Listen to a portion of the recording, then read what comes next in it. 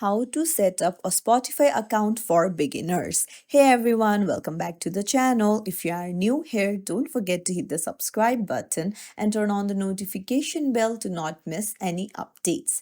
So, today I'm going to show you how to set up a Spotify account step by step.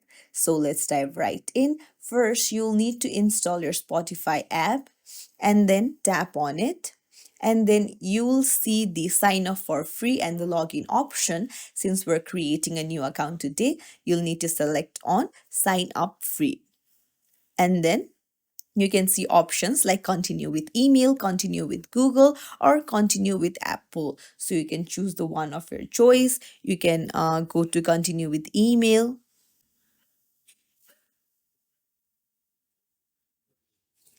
and then you will need to create a password. You need to put in your date of birth, put in your gender,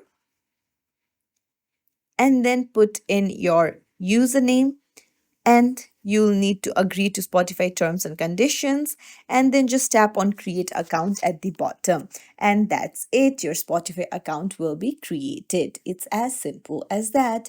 If you found this tutorial helpful, don't forget to like and subscribe to our channel for more tips and tricks. Thank you for watching.